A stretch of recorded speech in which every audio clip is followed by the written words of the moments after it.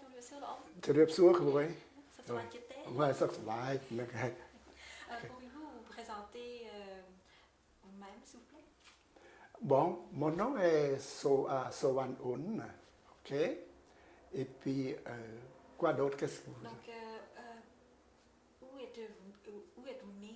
Oui, je suis né à Phumkop, Khumkop, Srok Serey Sopon, et puis la province de Battambang à l'époque, ok. Ancien temps, là, on appelle Battambang, mais maintenant, c'est Banté Mirtjei, ok, la province de Battambang. En quelle année vous êtes né? En 1946, oui. Combien de frères et sœurs que vous aviez dans le temps? Moi, j'ai le tout, c'est 7. Oui, 7 frères et sœurs. Oui, moi, je suis le 4e. Oui. Oui. Où vous étiez né, excusez-moi, étudié? Ah oui, j'ai étudié à mon village la première année, deuxième année, troisième année. Après ça, le 4e, le 5e et le 6e à Poipet, la frontière de Thaïlande avec le Cambodge, le Poipet. Okay. Et après ça, j'ai continué au lycée de Mongkol-Borei. Okay. Et après ça, j'ai été... quand j'ai réussi l'examen de l'ESPC, c'est-à-dire diplôme d'études, comment on appelle ça, diplôme d'études de secondaire du premier cycle, ok, en 1964. Après ça, j'ai étudié au lycée de Battambang, la ville de Battambang, pendant un an. On appelle la classe de seconde. Après ça, j'ai réussi à être, comment on appelle ça, l'instituteur. Réussi pour, il y a le recrutement de 600 élèves. Okay? Ensuite, quand on parle instituteur, maintenant on appelle le professeur. Il y a le recrutement en 1966, puis c'est ça. Alors, et puis, quand j'ai fini le cours de pédagogie pendant un an au centre de formation pédagogique à Phnom Penh, pas Phnom Penh, c'est Kampong Kentuot, pendant un an. Après ça, je revenais à mon village natal pour enseigner pendant 7 ans. Oui, jusqu'à l'événement le 17 avril 1975, qu'il y a la révolution. Ok, bon. Pourriez-vous parler de votre enfance? Comment vous décrivez votre souvenir d'enfance? Bon, moi je voudrais vous dire que je suis, quand j'étais petit, j'étais très, comment on veut dire, avoir beaucoup de misère. Parce que mes parents, je peux vous dire, mes parents, ils sont très pauvres, ok? Très pauvres, il n'y a pas d'argent pour m'aider pour envoyer à l'école. Puis, mes parents sont cultivateurs. Pour que je puisse continuer à mon étude, mes parents devraient emprunter l'argent des riches avec le taux d'intérêt de 500%. Si tu empruntes $100, par exemple, $100, à la fin de l'année, il faut que tu rembourses de $600. Ce n'est pas 5%, c'est 500%. C'est ça la vie. Et puis, moi, j'ai toujours eu beaucoup d'obstacles pour ça, mais je dois travailler fort pour réussir. Finalement, j'ai réussi comme ça. Pouvez-vous parler un peu de qu'est-ce que vous faites durant votre enfance? Bon, durant mon enfance, ok, pendant la période d'école, on travaillait fort à l'école, mais pendant les vacances, je devrais aider mes parents dans la ferme, comme l'agriculture, planter le riz, des choses comme ça. Je vais aider. Sinon, je ne peux pas avoir l'argent pour continuer mes études. Est-ce que c'est la même chose avec vos frères et sœurs aussi? Pardon? Est-ce que c'est la même chose pour vos frères et sœurs qui... Oui, c'est la même chose. Okay. C'est ça. Mais le groupe de mes frères et sœurs, il y a seulement deux enfants, deux frères qui sont allés à l'école le plus loin, mais les autres, ils arrêtent. On n'a pas les moyens pour continuer les études, tout le monde. Ma famille, mes parents laissent deux enfants pour continuer nos études. Ouais. Et comme vous étiez le quatrième enfant, Oui. donc vous avez pu juste travailler, étudier un peu et travailler de temps en temps? Travailler seulement pendant les vacances. Pendant les vacances. Okay? Et le reste, c'est toujours étudier. C'est ça. Pourriez-vous me parler un peu la période avant 1975, avant que la guerre commence? Ah, ok. Oui, en 1975, c'était le 17 d'avril 1975, j'ai été à la frontière de Thaïlande. Je peux quitter du Cambodge la journée même du Cambodge à la Thaïlande, c'est-à-dire quitter le Cambodge pour ne pas habiter avec les Khmers rouges. Mais moi, je croyais moi-même que le Cambodge ne peut pas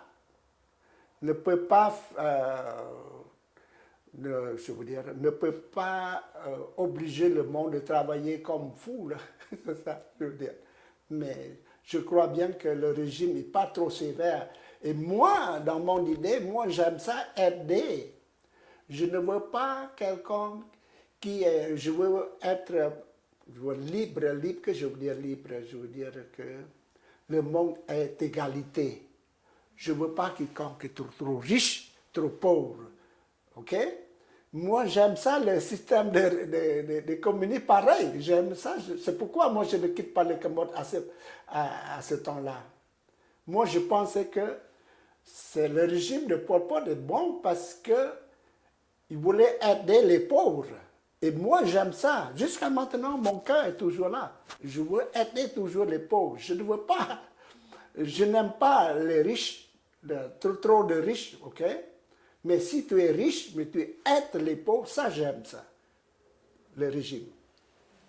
Alors, c'est comme je vous ai dit, le 17 avril, j'ai été déjà à la frontière. Pourquoi j'étais à la frontière? Parce que l'année en 1975, comme j'ai déjà raconté, j'ai déjà enseigné pendant 7 ans dans mon village, ok?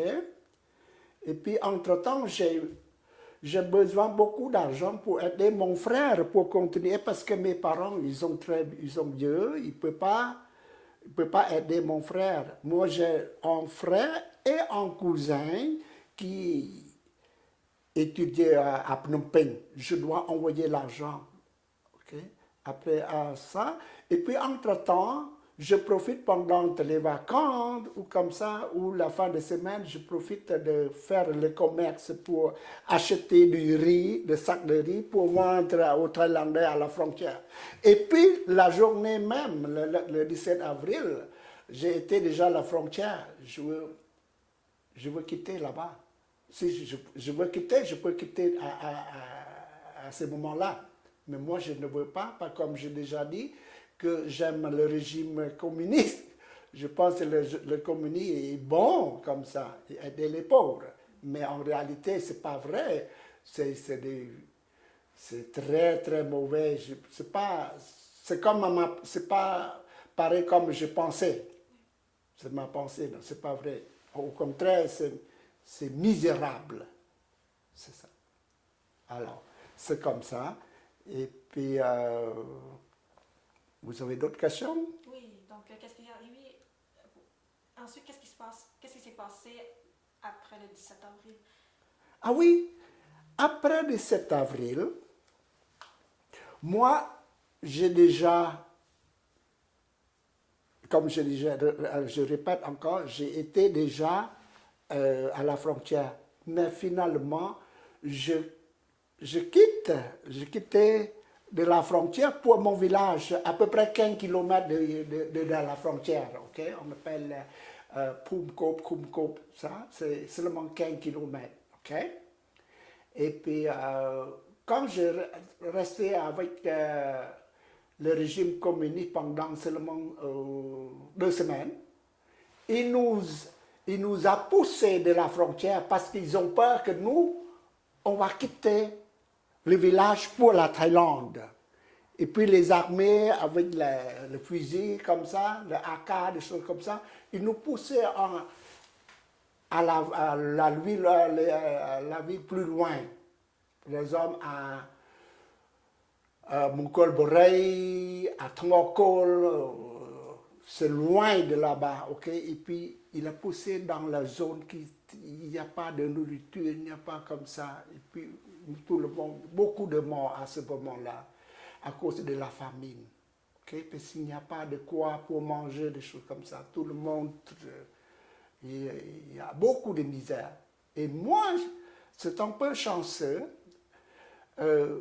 J'ai quitté de mon village natal à la ville de Mongol Borei, la ville où ma femme elle est là-bas. C'est le village natal de ma femme. Je reste là-bas, j'ai vécu avec eux jusqu'à 1979. Mais je voudrais raconter un peu, comme j'étais avec les Khmers rouges, qu'est-ce que je faisais. Okay? Moi, dans mon village où j'habitais dans le village de ma femme, il y a 4 instituteurs et 2 militaires dans le village. Okay? Tout le monde travaille pour servir, travaille pour Anka. Vous savez, le Anka, c'est-à-dire, c'est comme Anka, tout le monde le connaît, Anka, il n'y a pas de gouvernement, de choses, on appelle toujours Anka. Anka, peut-être vous comprenez ça, le Anka, c'était la loi ou l'ordre du gouvernement. Si on parle de en cas de banque de faire ça, de faire ci, de faire ça, tout le monde doit respecter. Si toi tu contre l'Anka, il va te capturer et puis te tuer. C'est comme ça. Donc, pour vous, qu'est-ce que vous avez fait comme travail pour... Ah oui. Moi, quand j'étais avec les Khmers rouges à l'époque, c'est quoi le travail? Mais je suis toujours cultivateur comme les autres, ok? Mais je travaille très très fort. En plus, j'ai la chance de vivre. Pourquoi? Parce que il y a des régions, ok? Ici, il y a les gens intellectuels comme professeurs, docteur, ingénieur ou n'importe qui, là, militaire, des choses comme ça, là, ils te capturent et puis ils te tuent. Okay? Mais moi, dans le village, c'est un peu chanceux. Ils ne me capturaient pas tout de suite. Ils vont regarder qu'est-ce que je peux... Est-ce que je crois bien la Lanka ou comme ça, ou que je suis contre. Mais moi, j'ai toujours respecté l'Anka pour que je puisse vivre avec les autres. Et à ce moment-là, qu'est-ce que je fais? Moi, je suis capable de semer le riz comme les autres, comme le cultivateur, même parce que moi, mes parents sont cultivateurs, moi, je suis capable de travailler dans la ferme comme les autres, là. Okay. Moi, je vous raconter une petite histoire. Pourquoi je vivais et puis capable de parler avec vous aujourd'hui Moi, j'ai rencontré beaucoup d'obstacles. Je peux pas raconter tout ça, mais je veux raconter un petit peu parce que la journée où je peux vivre jusqu'à maintenant, c'est comme ça. Il y a une journée, on a fait, on appelle on a fait comment on a, la pépinière, vous savez, la pépinière, on fait la digue autour de la pépinière et puis on appelle ce serai-prang, c'est-à-dire on fait, parce que le régime de communiste, là, le Pol Pot, il demande de faire 2 fois par année. Okay? La première, c'est la saison de pluie et la deuxième, c'est la saison sèche. Il voulait faire la deuxième, c'est-à-dire la saison sèche. Okay? Mais pour faire la saison sèche, il faut cerner le plant de riz. Okay? Et puis, ils ont fait la digue autour de la pépinière, ils pouvaient en planter. Il y a la semence, il pousse à peu près en pouce. OK? En pouce, c'est-à-dire 2 cm comme ça. OK? Et puis 2,54 cm, des choses comme ça. Et puis, qu'est-ce qui se passe? Il y a l'inondation la journée même. Il y a l'inondation et puis l'eau va rentrer dans la pépinière. Nous, on fait le tour autour de pépinière, d'accord? Et puis, il y a l'inondation, le chef de village, il a demandé, le leader de Khmer Rouge, il a demandé de tout le monde de venir barrer la digue autour de pépinière pour que l'eau ne puisse entrer. Sinon, c'est tout pourri. OK? Alors, qu'est-ce qu'il fait? Quand le monde est arrivé comme ça, et puis la digue, à cause de l'eau, il est cassé.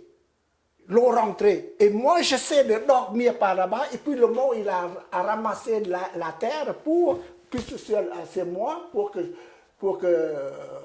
on peut faire la digue contre l'inondation. Après ça, on a réussi comme ça.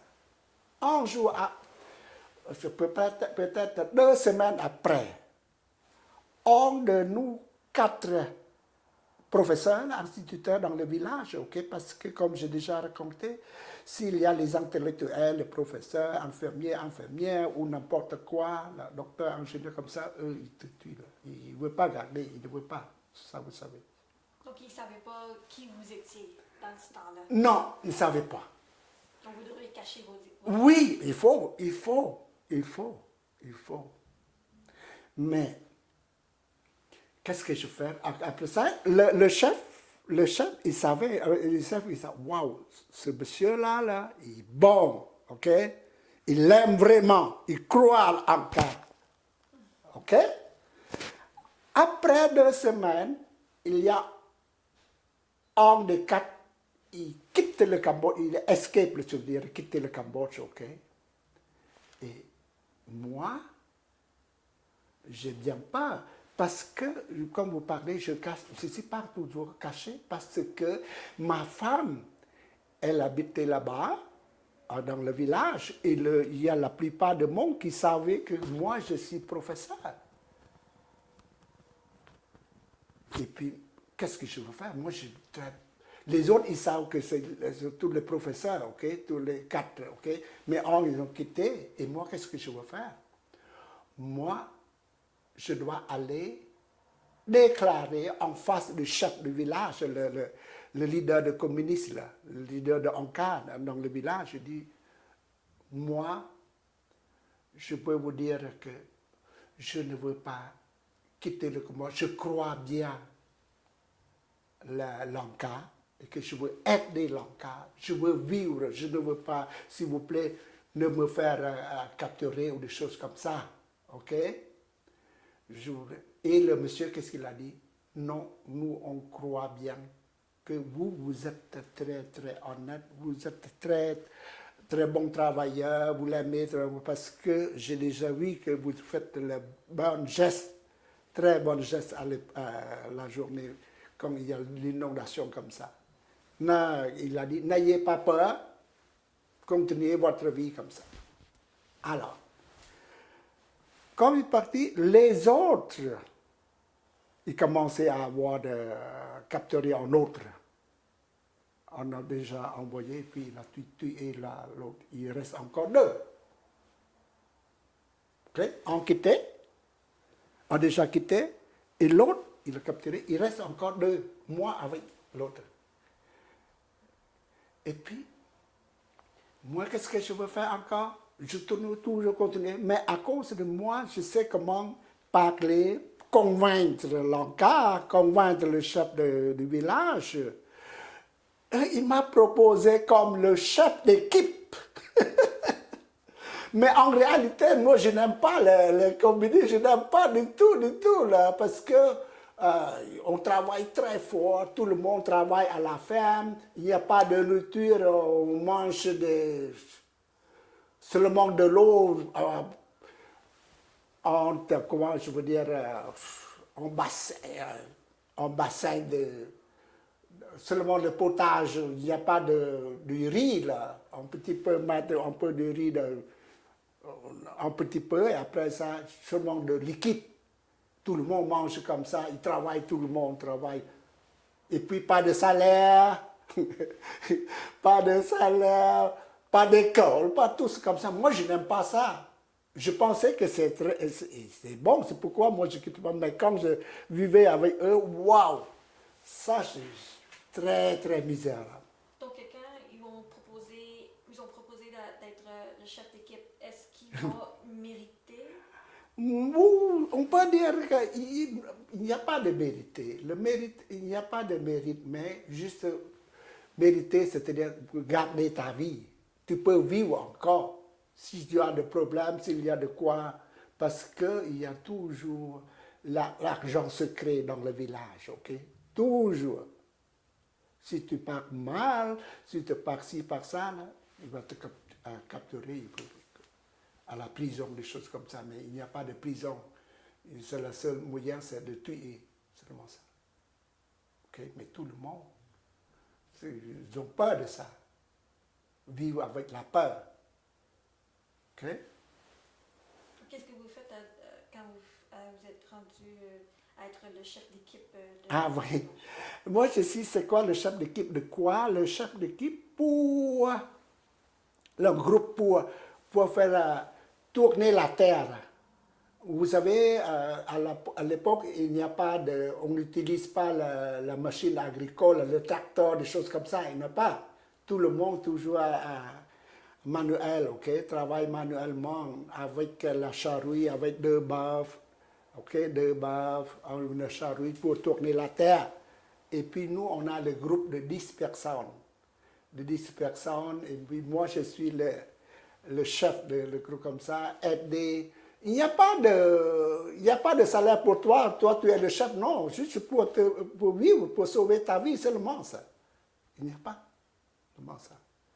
Et puis, finalement, il m'a proposé d'être responsable, de contrôler l'eau. Il faut entrer ou sortir l'eau dans la rivière. Okay, comme ça. Vous avez dirigé combien de personnes? On est dans le village? Oui.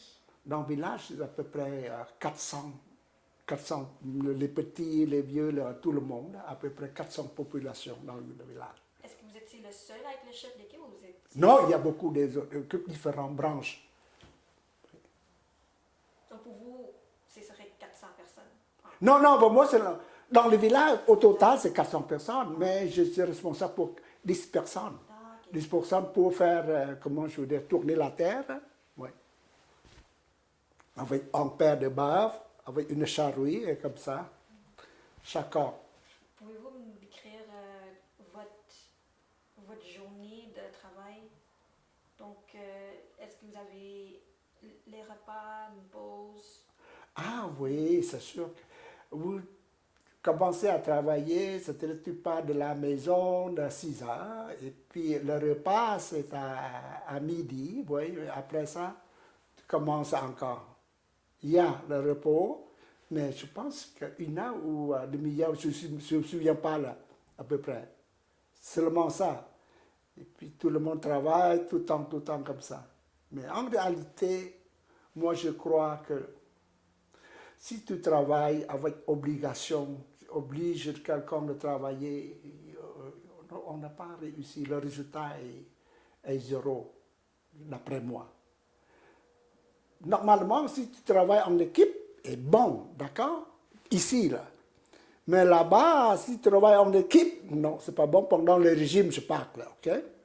Pendant le régime de communiste, tu travailles en équipe, il n'est pas bon, d'après moi. Okay? Parce que le monde n'aime pas le régime et puis travaille à contre-cœur. C'est ça.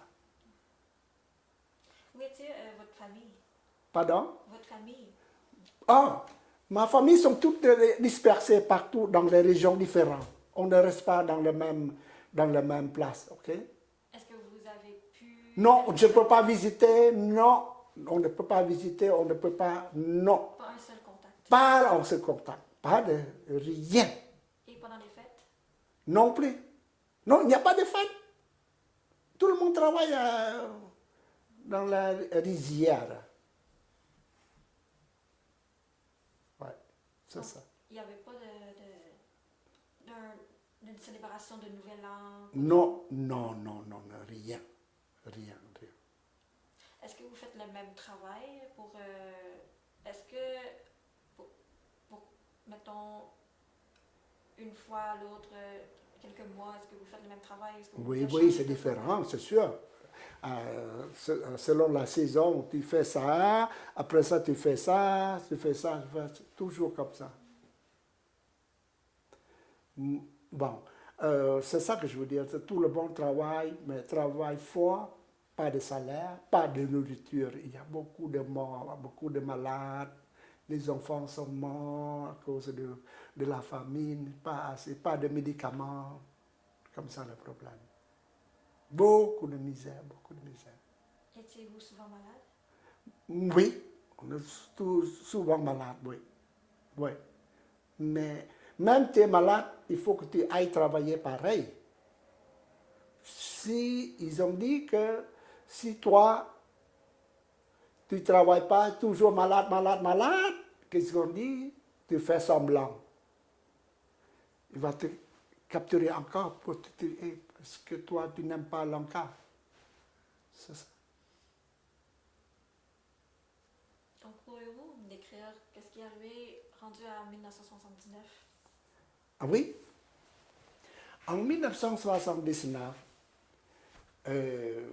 il y a l'évasion des Vietnamiens qui entraient au Cambodge, comme ça, à ce moment-là, parce que moi, je n'aime pas les communistes, je déteste, je dois quitter le Cambodge.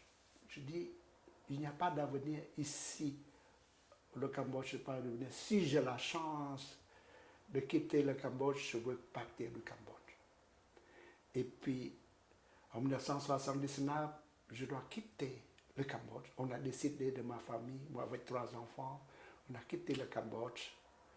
Et puis, par la frontière, on appelle le camp de réfugiés Nong Chan, la frontière. Quand on a quitté avec la famille, avec mes frères, mes soeurs, tout le monde sont quittés là-bas. Mais la première fois qu'on est arrivé à la Thaïlande, à la frontière de Thaïlande, on habitait là-bas pendant 1 mois. Pendant 1 mois à la frontière, on attend l'aide de l'ONU pour qu'on puisse venir à un pays étranger, ok, au 3e, le pays là. Et puis, à cause à l'époque, le moment où on était à la frontière de Thaïlande, le camp de réfugiés de Nong Chan, l'aide de l'ONU n'est pas arrivée à temps. Et puis la Thaïlande, ils cherchent le moyen de nous repousser, de retourner le Cambodge. Okay? de nous retourner le Cambodge, pas la même place, là, une autre province, on appelle la province euh, de Sisaket, ok? La frontière de Thaïlande à Phnom Previhia, you know, Previhia, Phnom Dong Rai, ok? Phnom Previhia, c'est-à-dire près de Kampong Thom, la province de Kampong Thom, se retourne par là-bas, il faut faire le contour, le détour là-bas. Et pourquoi donc? Pourquoi?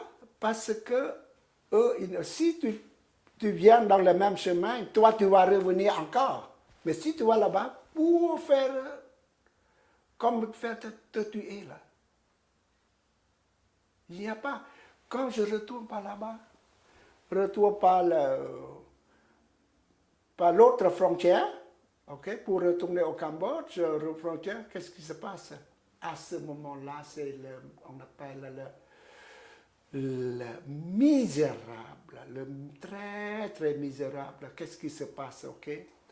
Le premier, il y a à peu près quoi? Il y a beaucoup de monde, beaucoup de réfugiés comme moi. Mais au début, on appelle le Cham. Ce sont les Islam. Les Islam, Khmer Islam, ok? Ils ont fait le premier tour, ok? Le premier avec 5 ou 6 autocars, plein de monde, les enfants, les vieilles personnes comme ça, ils ont retourné. Quand ils retournent là-bas, c'est-à-dire au haut de la montagne, okay, il faut que tu descends.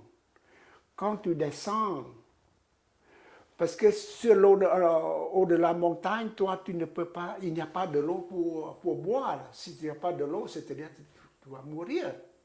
Il faut que tu descends. Mais quand tu descends de là-bas, il y a beaucoup de mines.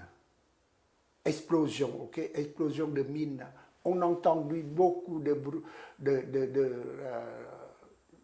bruit de mines qui explosent, ok? Parce que le monde, il marchait sur la mine qui fait la barrage. Ce sont les Khmers rouges qui ont fait le barrage comme ça, ok? Et puis, il y a beaucoup de morts. Quand j'ai traversé la deuxième journée, nous on a fait le deuxième tour, ok? La deuxième journée, il y a beaucoup de cadavres qui sont morts à cause de l'explosion de la mine. Toi, tu devrais marcher sur le cadavre qui pourrit, beaucoup de chenilles comme ça, là. Comme ça. Mais toi, tu ne peux pas de choix. Il faut que tu marches sur le cadavre parce que les mines déjà explosé. Si tu marches sur l'autre place, ils vont exploser, toi, tu vas mourir pareil. Alors, nous, on a traversé par là. Mais il y a beaucoup de monde, qui sont encore vivants comme moi, là. Ils ont rencontré l'histoire comme moi aussi. Il y a plein de monde, maintenant. Ok? Il y a beaucoup de monde qui ont traversé l'obstacle comme ça. Ok? Finalement, comme je dis, j'ai marché de la frontière de Kampong Thom à mon village, encore retourné à mon village de ma femme, de mon corbeau, ok? On marchait pendant 21 jours. Marcher. Avec mes petits-enfants, trois enfants, un de 5 ans, un de 5 ans, de 3 ans et de 2 ans et demi. Et puis, les deux sont malades, l'autre... on fait avec ma femme en amas, là, et puis on dort sur la rue comme ça.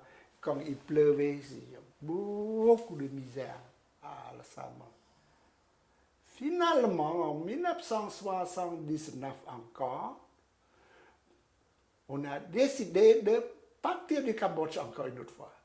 À ce moment-là, c'est vers quel mois? Ça, c'est le mois au mois de novembre. Donc, pour la première fois, c'est... La première fois, c'est au mois de juin. Ouais. OK? Mais c'est comme ça. Alors, c'est quoi? D'autres questions? Non, vous pouvez continuer ensuite, rendu au mois de novembre 1979. Ouais. Donc, vous essayez de quitter... En novembre ou la décembre, deuxième fois. parce que moi j'arrive aussi en janvier, le 22 janvier, au mois de décembre. Au mois de décembre. Au mois de décembre 1979. On est arrivé à le camp de réfugiés Aranya Prate. Oui, j'ai resté là-bas et puis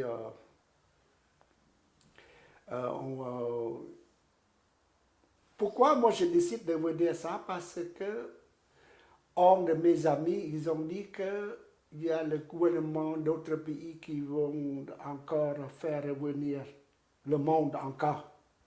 Ok? On essaie de revenir encore. Mais mes frères, mes soeurs, la plupart de monde, ils ne veulent pas parce qu'ils ont dit non, je ne veux pas tenter la chance encore une autre fois. Mais moi et ma femme, on a décidé de retourner encore. On prend la chance une autre fois. Et finalement, quand on est arrivé au camp de réfugiés pendant un mois, tout à coup, il y a le gouvernement de l'immigration Canada qui est venu là-bas et puis faire l'entrevue. Donc, vous restez un mois dans le Un camp. mois dans le camp, oui. Et puis, ils ont demandé pourquoi vous voulez venir au Canada, des choses comme ça. Moi, je dis n'importe quel pays, je veux quitter le Cambodge. Même la Thaïlande, je ne veux pas rester. Mais ils ont dit que pourquoi tu veux pas vous voulez aller au Canada? Parce que le Canada est très très froid. Moi, je n'importe quoi. Si le bon peut vivre, moi, je peux vivre pareil. Et moi, je décide de venir ici, avec ma famille. Donc, je veux juste encore retourner un petit peu en arrière. Donc, la première fois que c'était l'échec, quand vous essayez de quitter le Cambodge pour la première fois, j'essaie de comprendre, est-ce que c'est à cause que la Thaïlande ils ont refusé les Cambodgiens de revenir dans leur pays? Ah oui, pourquoi? C'est une bonne question. Ils ont dit, qu'est-ce qu'ils ont dit? Que ce sont les communistes, comme ça. Et pas bon, le monde qui sont partis du Cambodge en même temps que moi, ils ont considéré que ce sont les Khmer communistes. Khmer Pol Pot, Khmer communistes. C'est pourquoi ils ont dit comme ça. Donc c'est pour ça que vous devez faire un gros... Exactement, oui, il y a la raison. En plus, parce que le gouvernement thaïlandais, il voulait avoir l'aide de l'ONU, mais l'ONU n'a pas envoyé à temps, et puis il a cherché d'autres moyens pour nous débarrasser. Donc vous devrez attendre presque 6 mois pour, exact, c'est ça. Pour finalement quitter oui. le pays. Donc durant 7 mois-là, quand vous étiez arrivé le décembre 1979, donc pourriez-vous nous dire comment vous vous sentez quand vous êtes rendu sur le territoire thaïlandais? Bon. Moi, j'ai dit, comme le gouvernement thaïlandais, il m'a demandé pourquoi vous venez comme ça, et puis moi, comme je raconte tantôt, moi je dis, n'importe quel pays, je veux quitter le Cambodge ou de la Thaïlande, je ne veux pas, même la Thaïlande, je ne veux pas vivre là-bas. Okay? Je ne veux pas vivre là-bas, je veux quitter le Cambodge comme ça. Et après ça, j'ai réussi à l'entrevue, j'ai réussi, et puis je suis capable de venir au Canada. Le 22 de janvier 1980. En 1980.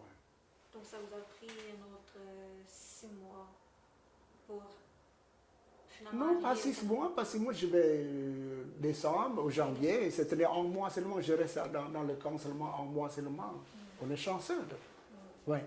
Mais la procédure, ça ne prenait pas trop de temps pour que... Non, c'est pas trop de temps, on est chanceux parce que rester seulement un mois seulement dans le camp. La deuxième fois que je parle, ok? La première fois, c'est déjà échec, là. La deuxième fois, c'est correct, c'est comme ça. Comment vous vous sentez la première fois quand vous êtes, monté sur l'avion? Ah oui! Wow. Moi, si je peux dire, ok, je peux raconter un peu l'histoire. Pourquoi je peux raconter l'histoire. Comme j'ai déjà dit, que à la frontière, avant que je vienne Quand la deuxième fois, je fais, comment je veux dire, je fais le commerce contrebande de la Thaïlande, acheter des produits de la Thaïlande pour vendre au Cambodge, ok? Et de faire comme ça. Quand je fais comme ça, moi, j'ai un ami thaïlandais qui a beaucoup d'argent. Et puis, moi, j'étais le patron. Il m'a emprunté l'argent, beaucoup d'argent, c'est-à-dire 50 000 bahts, pour acheter des produits. Après ça, quand tu achètes de là-bas, il a donné, parce que moi, je n'ai pas le fonds. J'étais pauvre, je n'ai rien. Je connais un ami, et puis il a dit, si toi, tu achètes, moi, je te donne des produits pour vendre. Quand tu fais le profit, tu fais l'or du Cambodge pour nous autres, pour moi. Et moi, je fais ça souvent. Un jour, quand je fais voyage, j'ai 10 employés. À chaque voyage, j'ai 10 employés. OK. 10 employés. Et puis, une journée, on est arrivé dans le mi-chemin. Dans le mi-chemin, et puis il fait noir. Je dois arrêter quelqu'un, et puis c'est comme hébergement, ok? On est dans un village. Dans un village, et puis je fais demander le monsieur et la famille pour faire à manger les employés, là, comme ça. Et puis tout à coup, ça c'est une histoire bizarre. Tout à coup, le monsieur, là, le propriétaire de la maison, sa femme est en train de faire la nourriture pour les autres, pour moi aussi, ok? Mais le monsieur, il est vieux personne, à peu près 70 ans l'âge. Il était à peu près 70 ans en 1980. Pardon, en 1979. Il m'a demandé, donne-moi ta main, que je veux te dire. On appelle la prédiction. Il m'a dit, toi, tu ne restes pas ici, toi. Toi, reste très loin. C'est pas, tu ne restes pas ici. Toi, tu vas rester loin.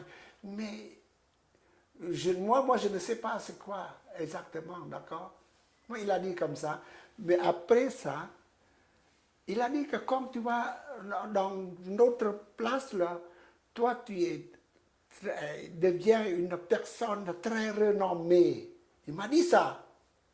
Et puis, toi, même tu peux être riche. Il a dit ça. Et moi, comment je peux? Je suis maintenant là, je travaille comme fou, là. Il n'y a rien.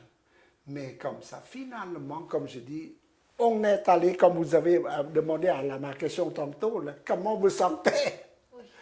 Quand j'arrive là-bas, et puis on a réussi l'entrevue pour capable de venir au Canada, et moi, wow, le monsieur, la prédiction, je parle, ok? La prédiction, le monsieur, il est bon. Comment?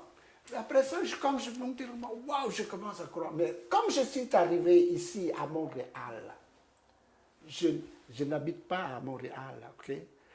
On a envoyé, c'est-à-dire envoyé on appelle, peut-être vous entendez parler, à Mont-Sainte-Anne. Mont-Sainte-Anne à Québec, là. Loin de Québec, là. C'est pas à Montréal, c'est on appelle la centraide qui fait parrainer ma famille, qui est très loin. Très, très loin. Et puis, mais au mois de janvier, vous savez, le 22 de janvier, c'est beaucoup de neige là-bas au nord, plus de neige qu'à Montréal. Et puis, comment je viens au Canada? Il fait froid, beaucoup de neige comme ça. Comment on peut vivre? Comment les poissons ils peuvent vivre? Je regardais la fleuve Saint-Laurent, en passant par le pont Jacques-Cartier, j'ai vu le gros bout de neige, de glace, comme ça. Comment les poissons? Et je regarde par la fenêtre, les arbres sont tous morts. Comment on peut vivre comme ça? Pourquoi je viens au Canada? Mais à l'époque, j'ai la chance de choisir, par exemple, là, ok? Je peux venir aux États-Unis, à la France, ou des choses comme ça. Mais on a décidé de... Parce que si on attend trop longtemps, peut-être on n'a pas la chance de venir, ok? De venir à notre pays. Alors, on décide comme ça. Donc, vous n'avez pas encore perdu l'espoir arrivant au Canada? Non. Mais toujours, je te dis, ah, le monsieur, il a dit que je serai riche, je serai renommé, des choses comme ça. Mais moi, quand j'arrive la première fois, comment il peut être riche comme ça? Vous étiez confus. Oui, confus. Alors, qu'est-ce qui se passe? Quand on est arrivé au cas, on appelle la Longue Poigne, ok, la Longue Poigne à Montréal, et après ça, ils ont envoyé à Mont-Sainte-Anne. C'est encore plus loin de Mont-Sainte-Anne, encore on appelle Saint-Féréo-les-Neiges. Encore plus loin de 6 km de Mont-Sainte-Anne. Quand on parle de Mont-Sainte-Anne, peut-être tout le monde peut savoir. Mont-Sainte-Anne, c'est un monde de ski international. Okay? Il y a des skis de fond, ski alpin, des choses comme ça. Et puis nous, on est très loin. Avec ça, je veux raconter une histoire, c'est sérieux. Quand je suis arrivé là-bas, je demandais à ce moment-là, je parle le français, je parle un petit peu. Là. Je peux vous dire même, je parle maintenant, là, je m'excuse, quelqu'un qui est capable de parler bien le français, là. Moi, je parle mal, je sais que, ok? Je parle mal. Mais quand j'étais arrivé à Saint-Féréo-les-Neiges, quand j'étais la deuxième journée ou une semaine après, j'ai demandé à mon parrain en anglais on appelle le sponsor, c'est un groupe de parrainage qui nous fait parrainer à Saint-Féréo-les-Neiges. J'ai demandé à mes parrains, voulez-vous chercher le travail pour moi? Parce que moi, je voulais travailler. Il m'a demandé, pourquoi? Pourquoi tu veux travailler? Parce que moi, j'ai besoin d'argent pour envoyer à mes frères, mes soeurs qui sont présentement au Cambodge. Ils ont besoin d'argent pour vivre. Okay? Qu'est-ce qu'ils ont dit? Ils ont dit, non. Tu ne peux pas travailler. Nous, on vient ici pour t'aider. Pour aider ta famille. Pour que ta famille réussisse à vivre au Canada, au Québec. Il m'a demandé. Moi, j'ai dit, au début, quelle sorte de travail que tu veux? N'importe quoi. Laver la vaisselle, couper le gazon, n'importe quoi. Ils m'ont laissé à couper le gazon. Il m'a payé, pour quelqu'un, là, il m'a payé $3,50 par heure, comme ça. Couper le gazon, comme ça, laissé comme ça. Mais finalement, qu'est-ce qu'ils ont dit? Toi, tu ne peux pas travailler pour toute ta vie comme ça. Même laver la vaisselle, il n'y a pas d'avenir. Il m'a demandé quel niveau d'études, combien d'années que toi tu étais à l'école au Cambodge. Je dis 13 ans. Ah, je dis 13 ans de... Oh, c'est bon. Comme ça, on va chercher le travail professionnel pour toi. Il faut que toi tu vayes à l'école. En 1980, il y a beaucoup de demandes pour un machiniste, ok? Mais n'oubliez pas que j'ai déjà raconté que j'ai été professeur au Cambodge pendant ce temps, mais je ne sais pas de mécanique du tout. Mais à cause du conseil de mes parents, moi, il a dit que, ok, comme ça, on va faire le cours professionnel au cégep de Lévis-Lauzon à Québec. Mais pour être admissible là-bas, pour le cours, il faut que tu passes l'examen d'équivalent de secondaire 5. Et moi, qu'est-ce qui se passe? Un de mes parents, ils m'ont envoyé à Québec, province, à la ville de Québec, pour demander au centre, pour faire l'examen, il faut étudier un peu, non? Il m'a laissé les mathématiques, le physique, le chimie, le français, comme ça, et puis pour étudier pendant une semaine à la maison. Moi, j'ai pris tous les livres, des choses comme ça, pendant une semaine. Et après ça, je fais l'équivalent. Je passe l'examen. Je passais l'examen. J'ai passé l'examen et puis ils m'ont envoyé au cégep de Lévis-Lauzon. Lévis-Lauzon à Québec. Et puis j'ai étudié pendant un an. Vous voyez qu'est-ce qui se passe là. Au cégep, il y a beaucoup de jeunes comme vous autres là.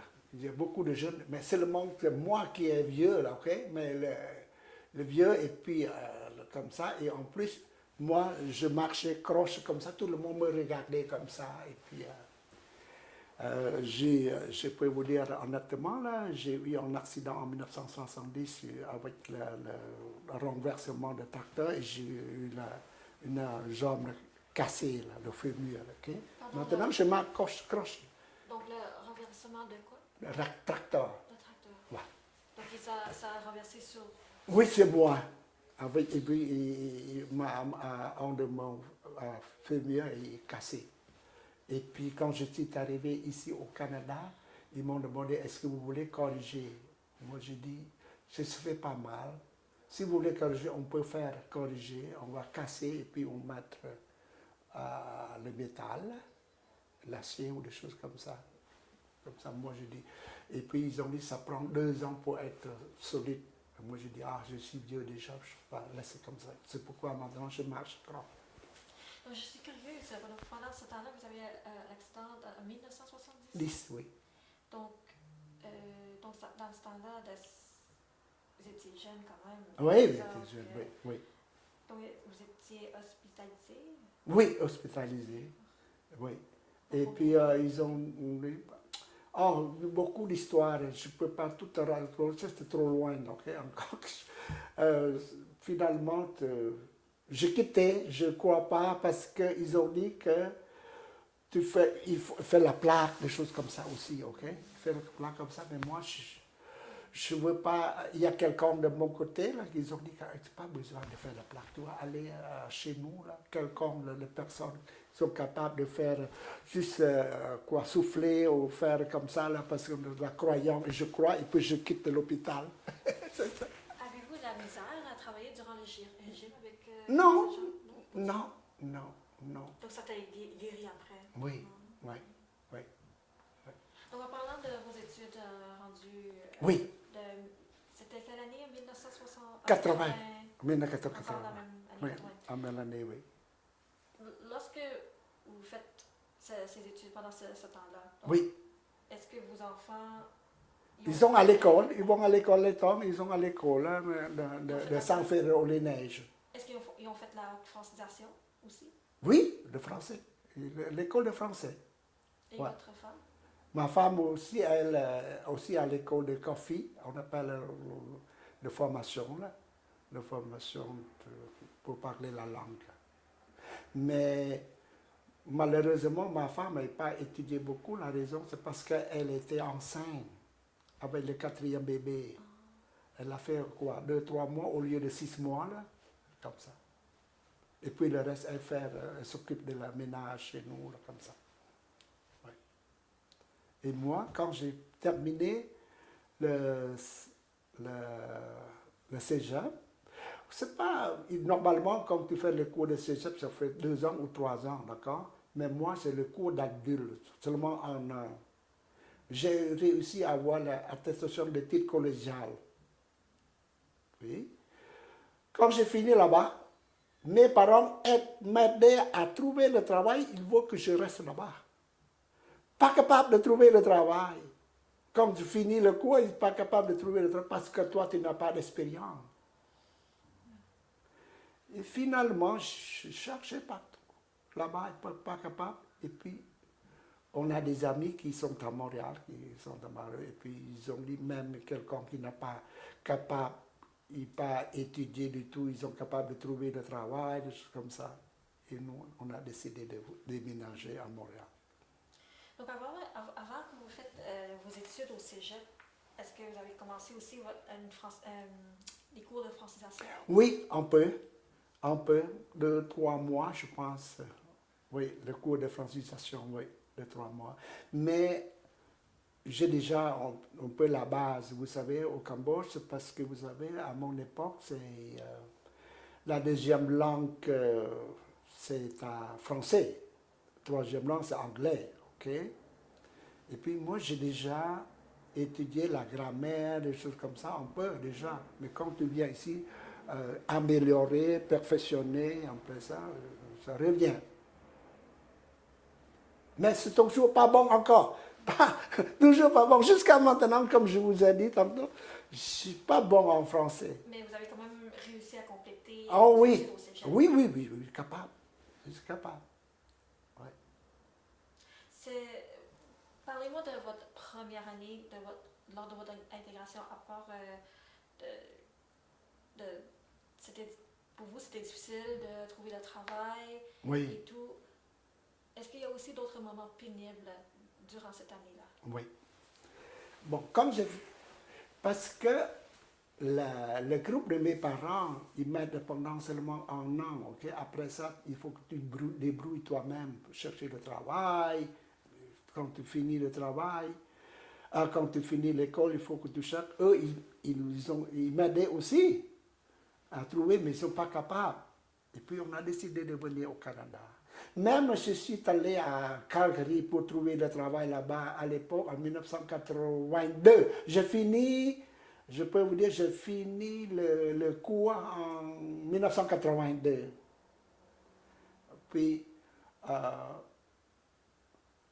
80, 81, c'est toujours l'aide de groupe des parrains, d'accord? Après ça, quand j'ai fini le cours, je n'ai pas le moyen, je dois demander l'aide sociale. Ok?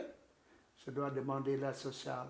Et puis, le moment où on demande l'aide sociale, on a déménagé à Montréal et on a cherché le travail. Partout au travail, je cherchais le travail, pas capable de trouver le travail. Finalement, qu'est-ce qui se passe? Quand on est arrivé à Montréal et puis je fais la demande, il n'y a pas d'appel et puis on a réussi. Parce qu'un de mes compatriotes, là, un de mes compatriotes, il travaillait dans une place, on appelle la compagnie Triplec. Okay? Je fais la demande avec la référence de eux. Ils ont m'engagé. Il m'a payé combien? Avec l'attestation de titre collégial à l'année 1980, il paye $5 à l'heure. Je dis, my God, avec mon diplôme comme ça, c'est pas cher, 500. Avec $5 à l'heure, au moins $7, c'est correct. Je suis comme ça, je décide, non, je ne prends pas. Après ça, je cherche encore d'autres. Il n'y a pas le moyen de chercher le travail. Après ça, je suis au centre de main-d'œuvre à Montréal. Ils ont dit que oui, il y a d'autres compagnies qui ont besoin. Parce qu'à à ce moment-là, j'étais aide sociale. Parce que l'aide sociale, le gouvernement veut aider quelqu'un qui est aide sociale pour travailler. Il a contacté le patron de la compagnie. Un des patrons, il a appelé après ça, oui, il y a quelqu'un qui veut être social, qui veut intéresser, il voulait travailler pour vous, est-ce que vous voulez entrer? Et puis, il m'a envoyé. Ça, c'est la chance, le destin de quelqu'un, ok? Ils m'ont envoyé à la compagnie. Ils m'ont envoyé à la compagnie, on appelle la compagnie DBM Reflect. DBM, D, c'était building. D, building. D, c'est design and building of machine for reflection. Ça, c'est demandé comme ça, ils vont envoyer à la place là-bas. Et puis, la compagnie, à ce moment-là, la compagnie a besoin de une personne seulement. Il y a beaucoup de monde qui sont allés là-bas. Et moi, je suis allé en même temps que les autres. Les autres, ils font l'application. Beaucoup de monde qui fait l'application. Et tout à coup, le patron lui-même, il a dit, vous ne quittez pas tout de suite. Laissez-eux finir avant. Après ça, je vais vous appeler au bureau. Parce que le gouvernement de centre de mandat, il a déjà contacté le patron déjà. Okay? Et Moi, je rentre, le monde parti, vers 4h, 4h30, 4h, tout parti. Et à 4h30, le patron m'a appelé au bureau.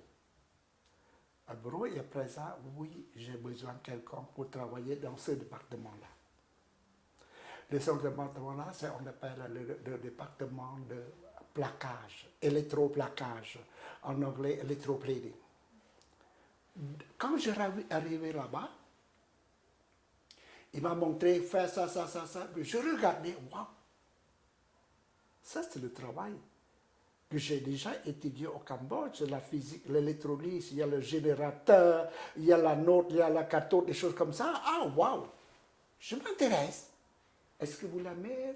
Après ça, après la visite du département, parce qu'il y a beaucoup de départements, par exemple, beaucoup de machinistes, beaucoup de départements d'ingénierie, beaucoup de comme ça. Et le département qu'ils ont besoin, c'est le département électroplaquage. Après ça, il m'a appelé au bureau. Est-ce que vous êtes intéressé? Oui. Mais on ne parle pas de salaire. Moi, je dis, j'aime déjà le travail. J'aime déjà le travail parce que au moins j'ai étudié, je sais c'est quoi le formule acide sulfurique, c'est SO4, acide SO4, des choses comme ça, et puis acide chlorhydrique, des choses ACL, des choses comme ça. J'ai déjà le formulaire dans ma tête déjà, et puis je sais c'est l'électrolyse, il y a la cathode, il y a la cathode comme ça. On fait des liquides, le sulfate de nickel, eau solide comme ça. Moi je sais, waouh, ça ce qui m'intéresse. Finalement, moi, mon métier, c'est comme ça, le cours de machinistes, hein, pour faire les machines, pour faire le tournage, des choses comme ça. Mais, c'est pas vrai, ils ont besoin pour le plaquage, pour l'électroplaquage. Et moi, je m'entends comme ça. Après ça, appelé au bureau, il parlait, vous aimez ça? Oui, ok, on va décider le lundi prochain, si on vous engage, on va vous appeler. Il n'a pas encore déjà dit tout de suite, il n'est pas engagé tout de suite. Après ça, le lundi, le lundi après, je cherchais encore Tata. Quand je retourne de recherche de travail, ma femme m'a dit que oui, monsieur Italo Caroli appelé, il veut que toi tu viennes travailler demain. Je dis, waouh! C'est pour quel type de profession? Vous pouvez juste me spécifier un peu? Oui, au début, c'est une très bonne question. Au début, c'est comme un employé simple. Employé simple. Employé simple. Je m'en fous là, parce que moi j'aime le travail, j'aime ça, le travail que j'aime. Je m'en fous de n'importe quel même salaire, je m'en fous. Ok? Je dis, je veux travailler dans ce domaine-là. Qu'est-ce qui était simple comme travail? Pardon? Qu'est-ce qui était simple comme travail dans le temps? Là, il n'y a pas simple, c'est difficile, il n'y a pas simple.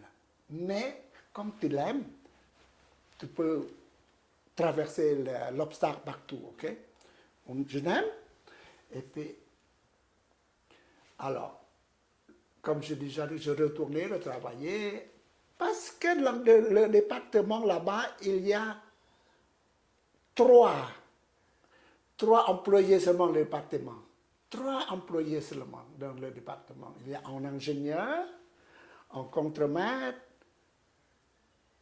un employé. Ok? Qu'est-ce qui se passe? Quand l'ingénieur, il vient de temps en temps, ok, parce qu'il y a travaillé d'autres départements comme ça. Et lui, le contremaître, c'est un Canadien anglophone. Lui, il a dit, il pensait dans sa tête que le département, sans lui, personne capable de travailler, capable de faire la production dans le département, c'est lui. Et lui, qu'est-ce qui se passe? Il est jeune, par exemple, 17, 18 ans, 18, 19 ans. Qu'est-ce qu'il pensait? À chaque fois, à chaque break, à la break time, c'est-à-dire la pause, là, il a pris le journal dans la toilette pendant demi-heure ou 1 heure des fois. Le patron, quand il a besoin de demander le travail, où est-ce qu'il me rend lui comme ça, il doit attendre lui longtemps pendant plusieurs mois. Il est toujours comme ça. Et en plus, quand j'ai commencé à travailler pour cette compagnie-là, là, comme la première journée, moi je travaille tout le temps, toujours. Je travaille avec le microscope. Avec le microscope. C'est pas très dur, mais c'est dur un peu la vision, avec les yeux, ok? Tu travailles avec le microscope. Enlever les barbures, des choses comme ça, ok? Et puis, après ça, il y a, comme je dis, électrolyse, ok? Il faut ajouter de liquide, de ça, mélanger ci, ça. Ça, c'est le deuxième job, ok? La plupart, c'est la vision, c'est travailler au microscope. Et je travaille tout le temps au microscope. Mais le patron, quand tu travailles la première journée, deuxième journée, la troisième journée, eux, ils toujours surveillent si tu travailles bien ou tu travailles bien, mal ou comme ça, tu l'aimes pas. Eux, ils toujours surveillent, ok? Mais qu'est-ce qui se passe? Le département n'est pas tellement grand. Il y a la porte. Le monde, comme je dis, le contremaître, là. Le contremaître, quand le patron il ne vient pas, il ne travaille pas, il fait ça comme ça. Et puis le patron, comme nous, la porte, il fait le bruit. Il fait le bruit, hein, il fait le bruit. Quand il fait le bruit, il commence à travailler sur le travail, sur la place. Tout le temps comme ça. Et moi, je suis toujours là-bas. Toujours travailler comme ça. Il vient à chaque fois qu'il m'a rentré, il toujours, je travaille tout le temps, travaille tout le temps. Et après, 3 journées après, il m'a demandé au bureau, est-ce que vous avez quelqu'un qui est travaillant comme vous, là? Vous devez venir travailler pour nous ici encore.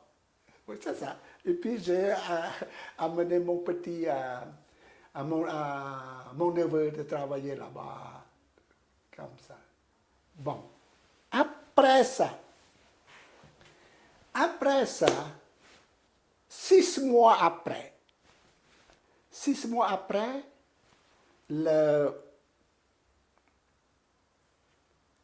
patron, il a surveillé le gars, comme j'ai déjà dit, il a surveillé le gars là, qui est le contremaître, surveillé tout le temps comme ça. Il tannait d'attendre la réponse de lui, des choses comme ça. Et puis, il m'a appelé. Il m'a appelé au bureau. Dans le département de l'électroplacage ici, quel job, hein? Quel job que toi, que vous, il est très, très poli. Okay? Le patron est très, très, très poli. Il m'a toujours demandé, vous, est-ce que quel travail que vous ne savez pas, ok? Pas capable de faire comme ça. Moi, je dis ça. Alors, je dois engager un ingénieur pour vous entraîner sur place de 4 heures à 9 heures. Le soir, je parle. Normalement, on travaille de 8 heures à 4h30. Et puis, il a dit, de 4 heures à 9 heures, je vais vous payer le temps et demi. Le temps et demi. Je vais vous payer le temps et demi. Et puis, pour le manger, vous pouvez demander le restaurant. Vous pouvez demander, nous, on va payer pour vous. Est-ce que vous voulez ça? Voilà. Pourquoi pas? Je dis, c'est l'opportunité à moi, c'est la chance à moi. Je prends. Oui, je veux prendre. Après ça,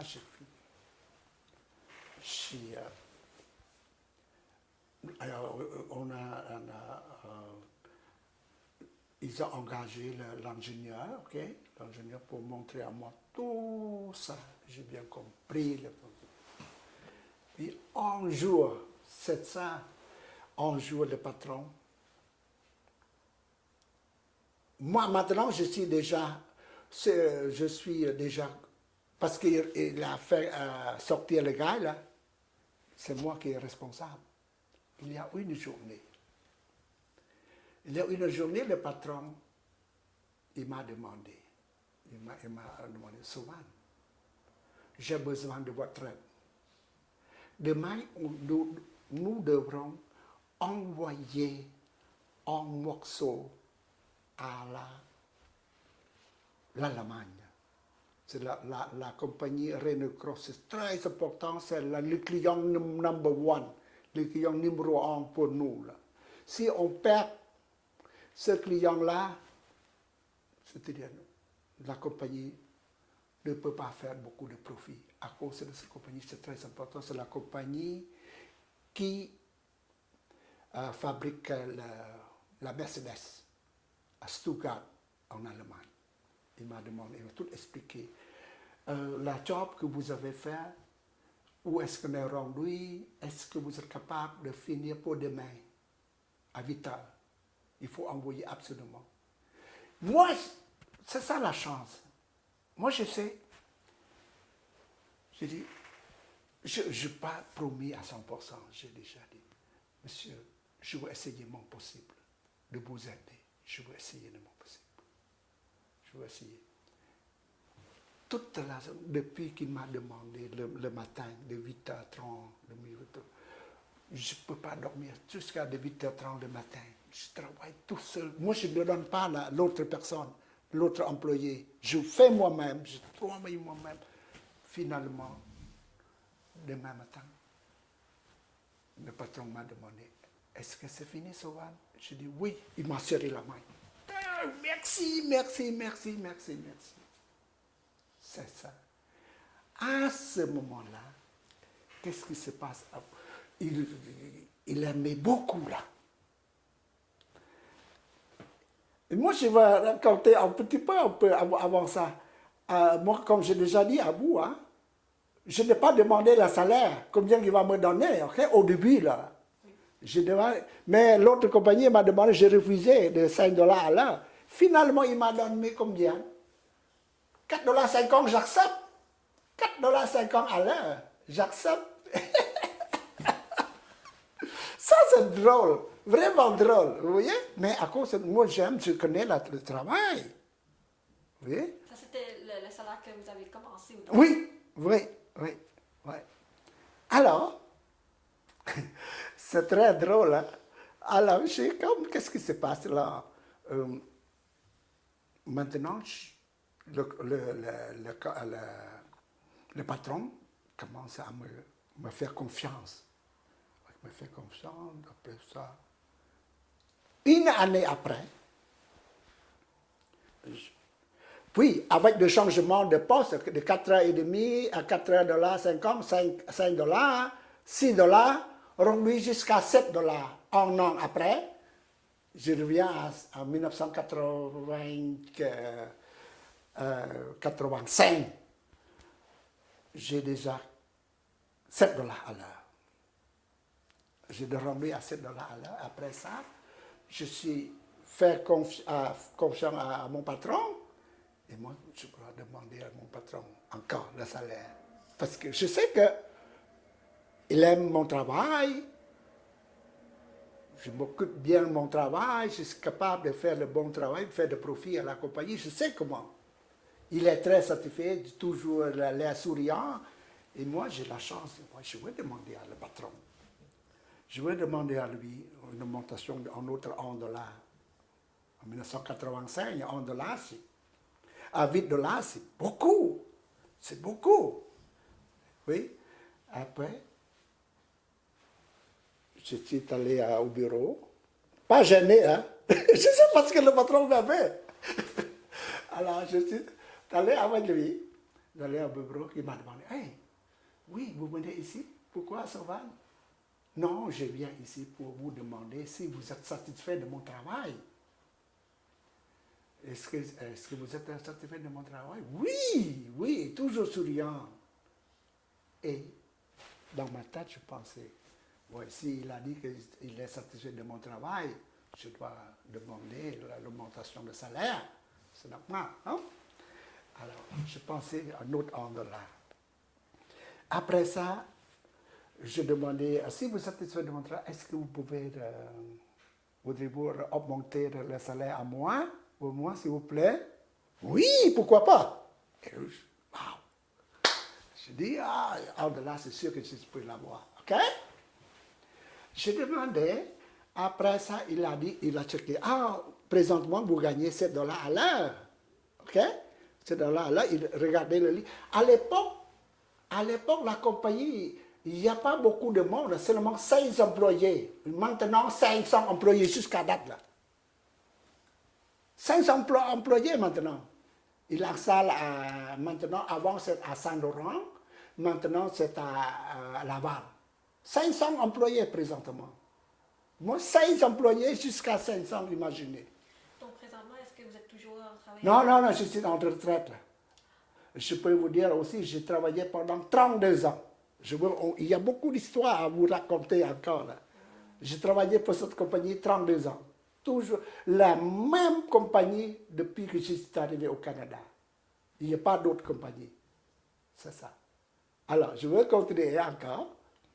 Bon, à propos de mon salaire, là, j'arrivais.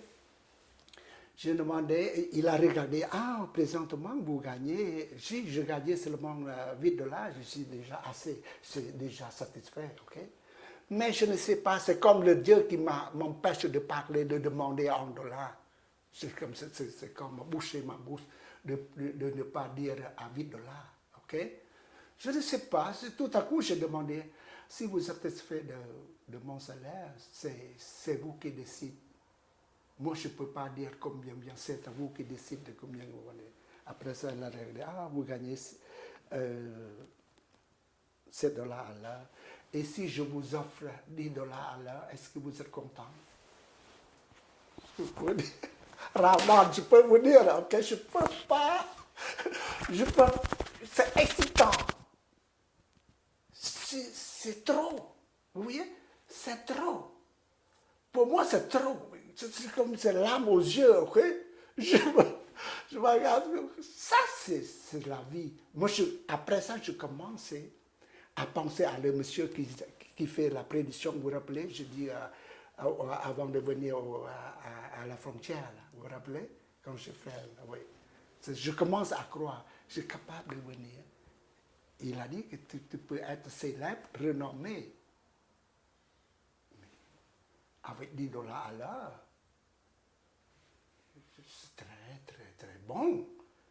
Mais pour moi, c'est très bon. Pour les autres, peut-être que ce n'est pas bon. Pour moi, vraiment, très bon. Pour vous, vous pouvez dire que la prédiction, c'est prévu? Oui, c'est prévu. C'est ça. Alors, avec le salaire que j'ai, on a investi les maisons, on a acheté le duplex, on a acheté ci, ça, c'est ça. Si tu as le salaire, tu es capable d'investir sur d'autres choses, c'est l'immeuble. Et nous, on a investi, c'est les immeubles. C'est ça. Mais si toi, tu n'as pas de bon salaire, la banque ne peut pas emprunter l'argent. C'est normal. Je veux juste encore être plus clair avec vous. La première fois que vous avez commencé en tant qu'employé pour cette compagnie-là, c'était quoi la position que vous faites? La production. Ah oui, on appelle les moules en session. Les moules en session, quand on vous parle, les moules en session, c'est la moule de réflexion pour les autos. Vous voyez, dans tous les autos du monde, il y a le plastique en arrière, on appelle la réflexion en arrière, la lumière, le plastique, ok? Il y a le plastique, la couleur jaune, rouge, blanc. En arrière, quand vous faites la flash en arrière, il y a la réflexion de l'autre côté qui reflète à toi. Ça, vous ne savez pas, en arrière de l'auto, il y a le plastique, non? Il y a la couleur plastique. Ça, à chaque compagnie, à chaque constructeur d'automobile, ils ont besoin de ça pour installer. Donc vous étiez le technicien? On est comme ça. On est technicien comme ça. Je ne suis pas ingénieur, c'est comme technicien. Et là, quand vous faites la retraite, non. Attendez. Comme j'ai réussi à travailler là-bas tout le temps comme ça, et puis il y a toujours l'augmentation de salaire à chaque année, c'est pas mal. Oui. Et ça, mon étape, ma job, c'est comme ça. Au début, c'est ouvrier simple.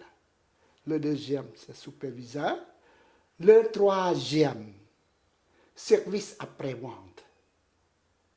Avant que je prenne la retraite, c'est service après-vente.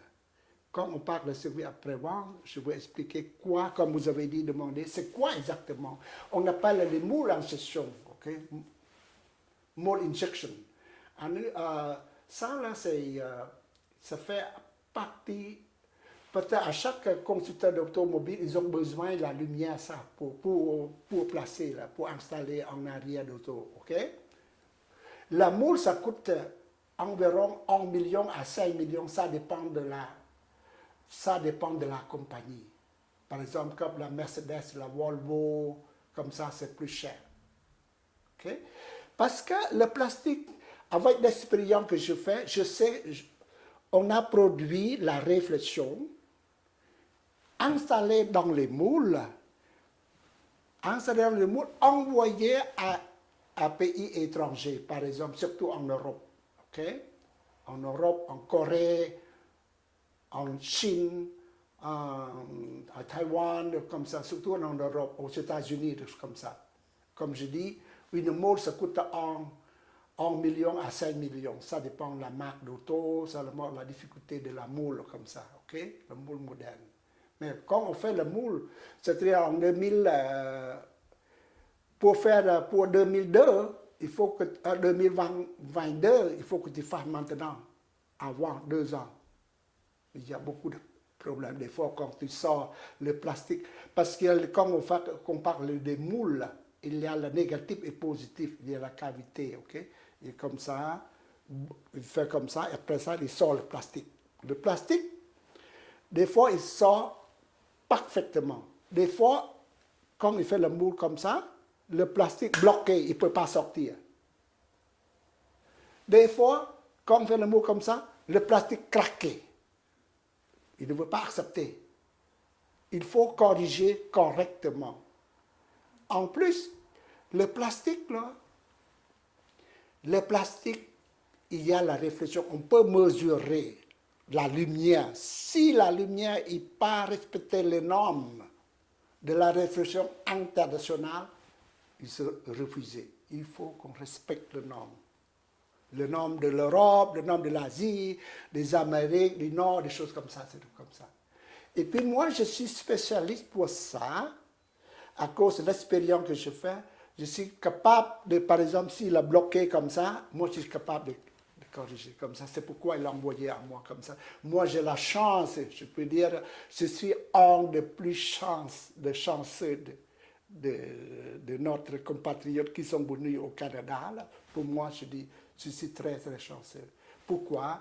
Parce que je peux voyager beaucoup de pays qui fabriquent les autos, par exemple en Europe, en anglais, en France, l'Italie, l'Espagne, l'Allemagne, la Pologne, des choses comme ça. Partout.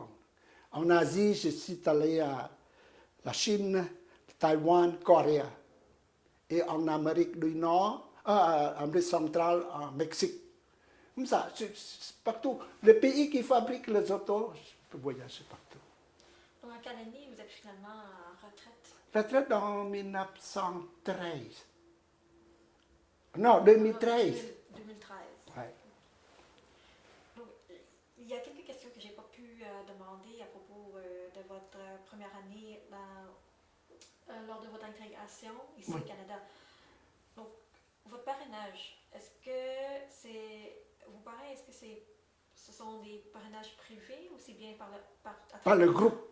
Par une organisation? Organisation. C'est de quelle organisation? On appelle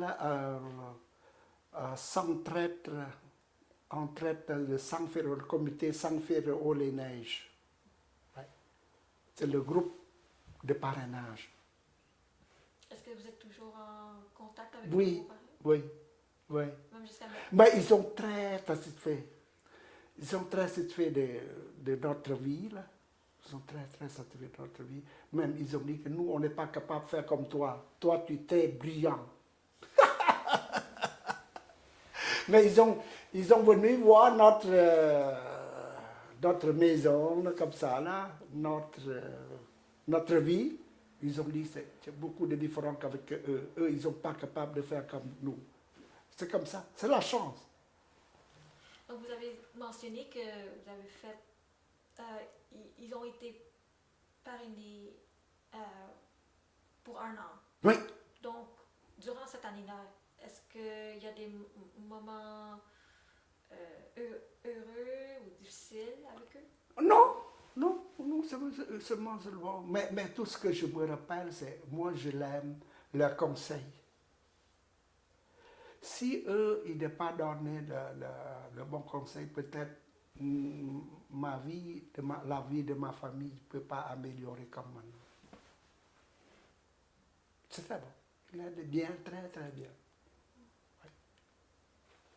Donc, cela a pris combien de temps que vous sentez que vous êtes chez vous, à l'aise au Canada? Comment vous dites?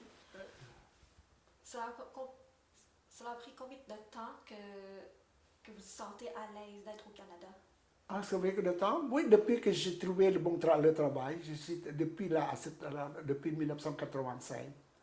Ouais, depuis 1985 jusqu'à maintenant. Ouais. Donc pour vous, durant ces années-là, avant que vous trouviez le travail idéal pour vous, oui. C'était vraiment pénible.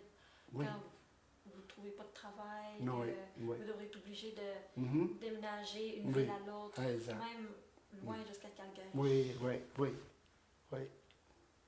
Donc, comment c'est pour vos enfants, comment ça a été, Oui.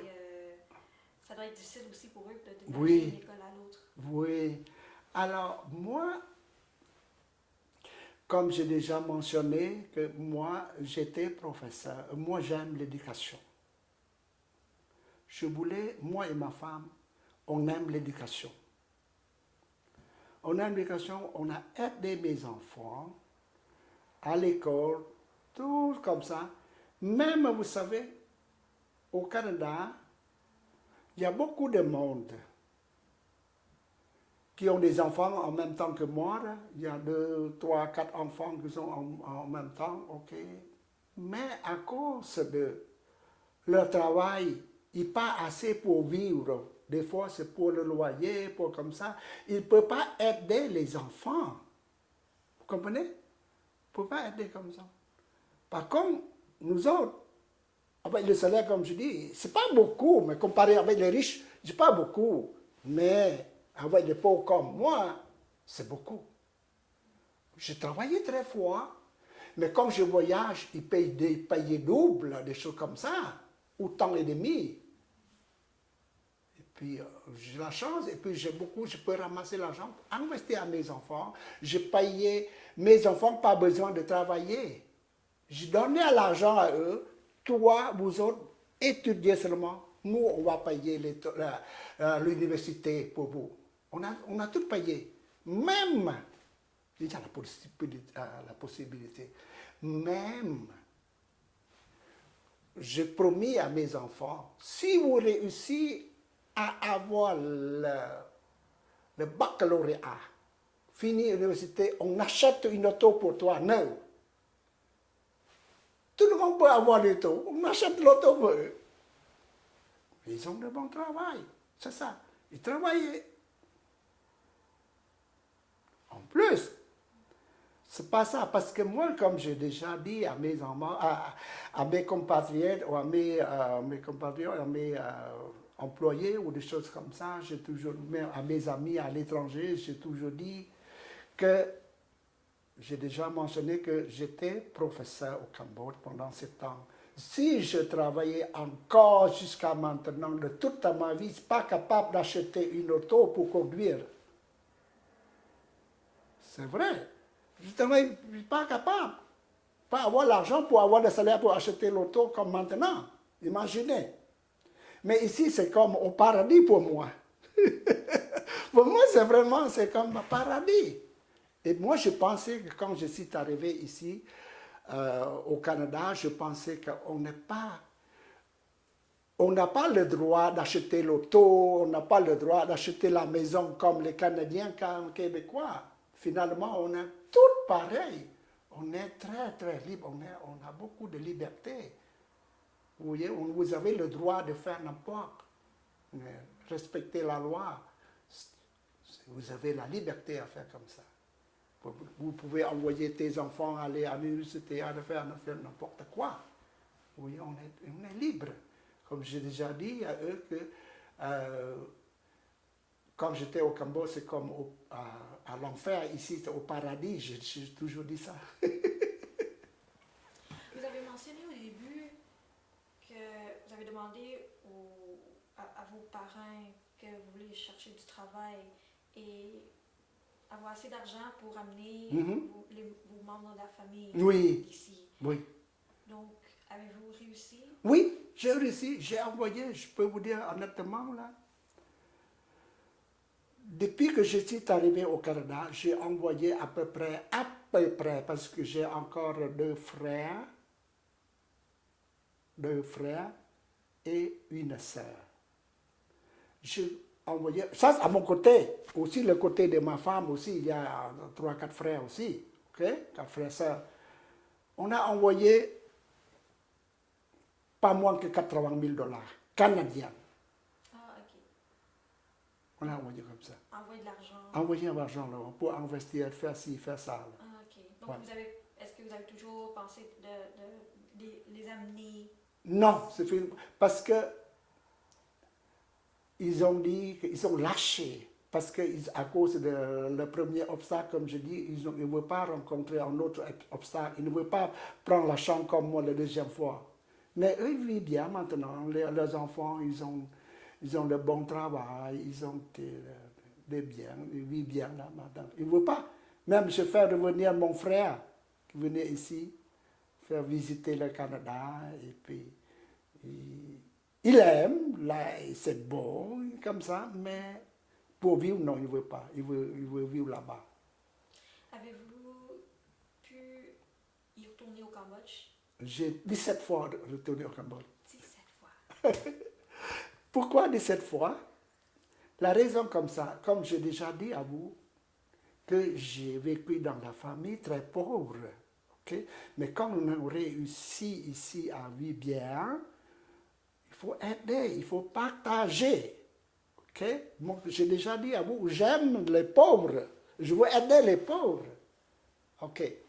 Et puis, j'ai déjà dit à vous qu'avec le succès que j'ai, comme j'ai déjà dit, que mes enfants ont réussi, ils ont de bons travail comme ça. Moi, je n'ai pas l'inquiétude pour mes enfants. Ils ont tout ça. Ils vivent bien, ils ont un bon travail comme ça. Ok. Et en plus, moi, je crois en Dieu, même le Dieu de Jésus ou Bouddha ou n'importe qui. Le Jésus, ils ont dit que si vous êtes riche, s'il vous plaît, partagez. Hein? Partagez. Comme dans le Bouddha aussi, il faut partager. Parce que, pourquoi? À quoi ça sert si tu es riche? Toi, tu as l'argent, toi, comme ça. Quand tu meurs, qu'est-ce que tu vas aller avec toi, apporter avec toi? C'est rien. Pour moi, mon cas, c'est comme ça. Moi, avant que je meure, je veux partager comme toutes les religions, ils nous recommandaient de faire ça. Moi, je veux partager. Share votre fortune que vous avez. Comme ça. C'est très important, comme j'ai déjà dit au début, j'ai déjà dit à vous que même je suis réussi de ma vie, ma famille. En plus, je veux aider aussi la société.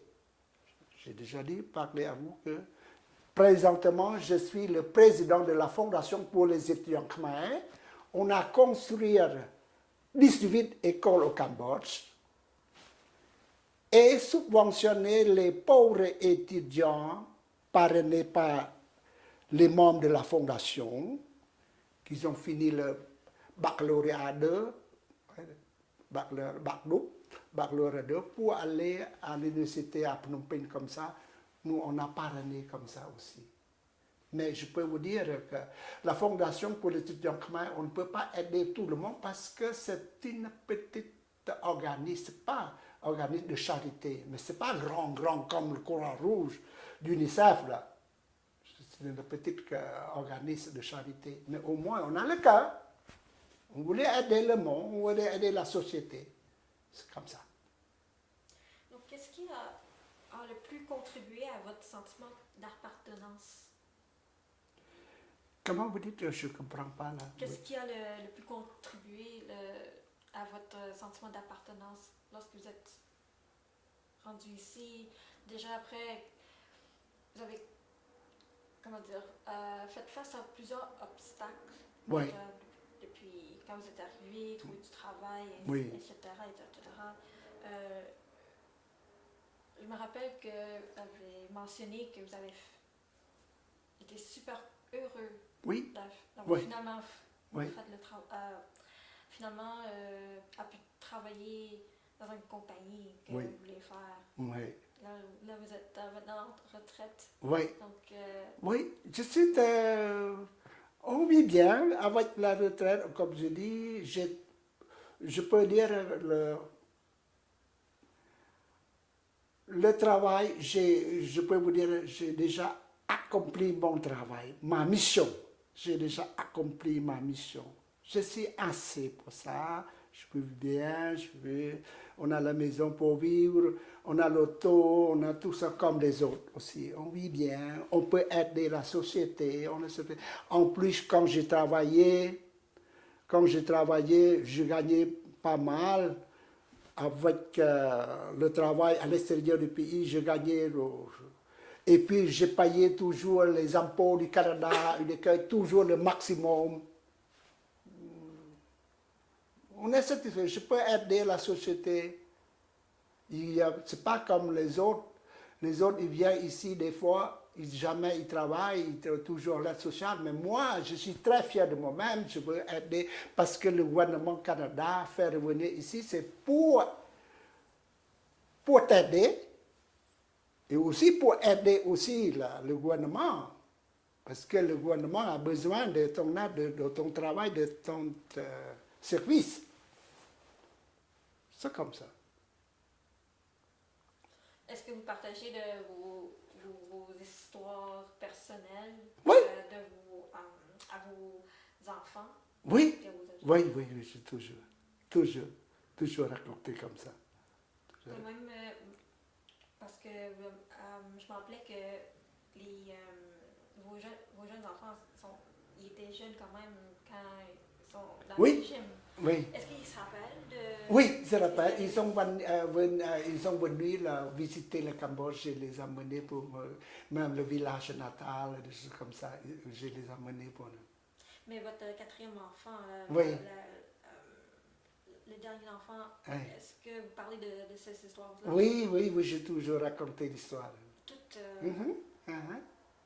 Donc, comment il se sentait à propos de comment vous vivez pendant ce temps, les obstacles que vous devrez faire face? Oui, moi j'ai toujours raconté comme ça. Ils ont dit que vous êtes très, très débrouillant, comme ça vous travaillez, papa, papa, maman, on est très, très content d'avoir vous comme parents.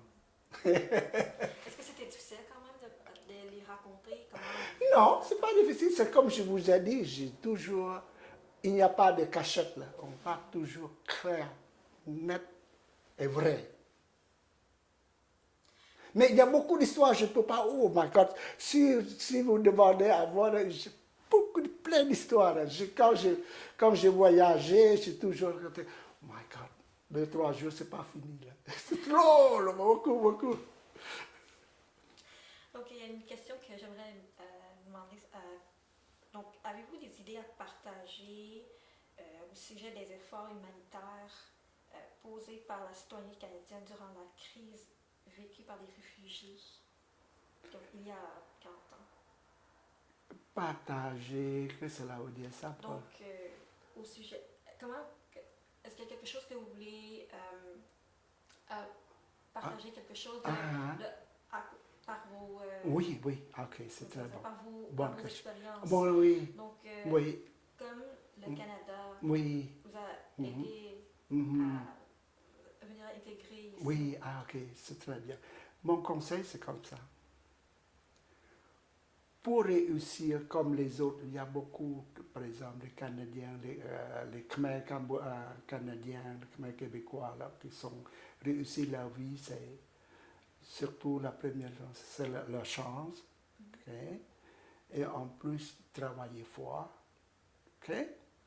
Moi, selon mon conseil, quand vous avez, même vous là, un jour vous avez des enfants comme ça, c'est très important. Investir. Investir, c'est quoi? Il y a deux sortes d'investir. L'investir, la première obligatoire, c'est investir l'éducation. C'est très important du tout.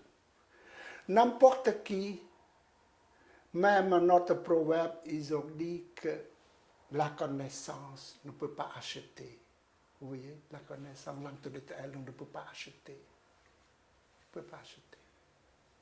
Moi, pour les biens, pour les choses, tu peux acheter. Moi, pour la connaissance, pour le savoir-vivre, pour l'intelligence, on ne peut pas acheter. C'est très important. OK? Par exemple, si tu veux acheter, je ne sais pas, par exemple, comme au Cambodge, tu peux acheter le diplôme ou des choses comme ça. Mais ici, non. Eux, ils donnent toujours la valeur de ton diplôme, okay? De ton certificat, des choses comme ça. C'est très important. Moi, je vous conseille à tout le monde, à tous les Cambodgiens qui sont comme moi, là, si vous avez des enfants, des petits-enfants, encouragez-eux ou investir pour qu'eux aillent à l'école sérieusement. Okay? Très important. Parce que tu investis n'importe quoi, par exemple, dans le business ou dans n'importe quoi, ça se peut qu'il y a gagnant ou perdant. Par contre, si investir dans l'éducation, jamais perdre. Tu gagnes tout le temps. C'est très important. Le deuxième, investir sur d'autres choses. Par exemple, dans le commerce, de faire de ci, de faire ça. Il faut prendre la chance. Si tu travailles, par exemple, si tu travailles, tu gagnes des salaires, même tu as beaucoup de salaires, ok? Tu vis bien. Mais si tu ne veux pas investir sur d'autres choses, jamais tu peux être riche. Jamais tu as l'argent pour voyager beaucoup comme les autres qui sont riches. Mais si vous voulez avoir la bonne vie, il faut avoir de l'argent. Mais si toi, tu n'as pas l'argent, comment tu peux avoir la bonne vie? C'est normal comme ça. C'est ça.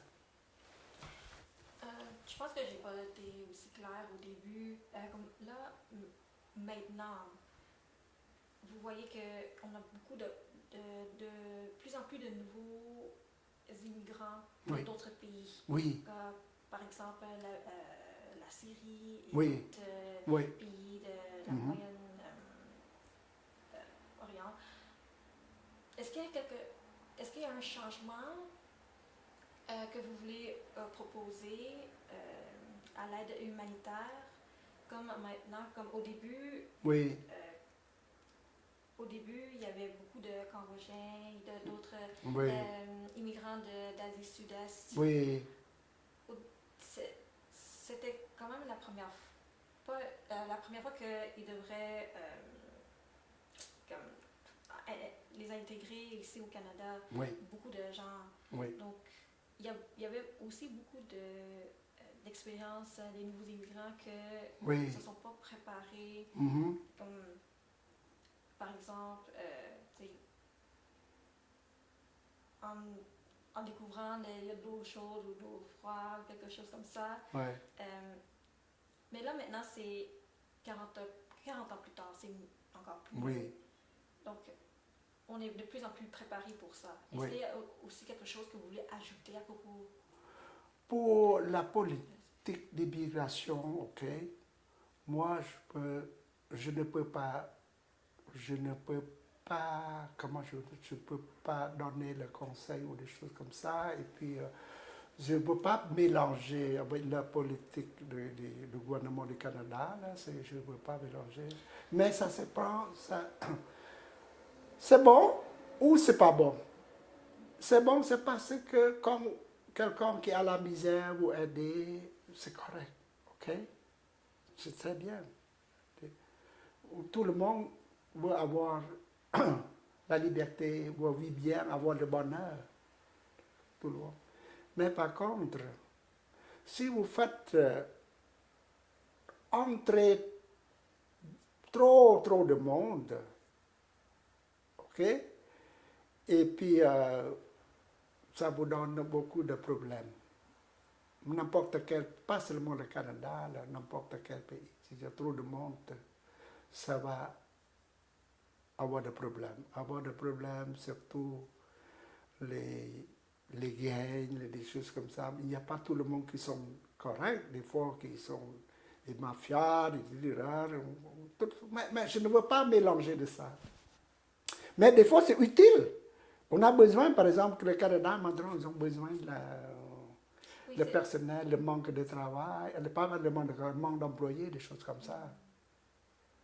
Parce que c'est pas une question politique locale, mais c'est une question d'aide humanitaire.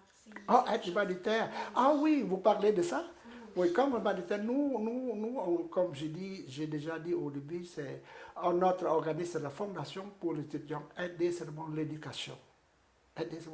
Et en plus, aider seulement notre compatriote, pas les autres pays. Mais j'ai oublié de mentionner que la Fondation, il y a des membres de 18 pays du monde. Pas seulement les Cambodgiens, c'est partout, là, ok? Mais les membres de la Fondation, il y a les membres actifs, des membres normaux. Les membres actifs, c'est-à-dire à chaque année, il fait une contribution. Et les membres normaux, même tu fais $1, toi tu es aussi membre, par exemple comme ça. Okay?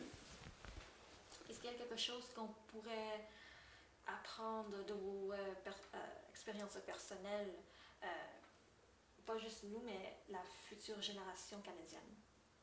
Bon, c'est comme ça. Comme j'ai déjà dit, le conseil que j'ai donné, c'est les deux choses, ok? Investir dans l'éducation, investir dans les affaires, des choses comme ça. Et aussi, d'être sérieux, pas paresseux, travailler fort comme ça, tu vas réussir. Est-ce qu'il y a quelque chose Ne pas attendre toujours l'aide du gouvernement. Là. Il faut que toi, tu débrouilles toi-même. Okay? Qu'est-ce que nous pourrons apprendre au sujet du programme canadien pour les réfugiés de l'Asie Sud-Est? Le programme, comment? Le programme canadien, donc le fait que notre système qu'on a installé pour vous amener, oui. Pour faire immigrer ici oui. au Canada. Oui.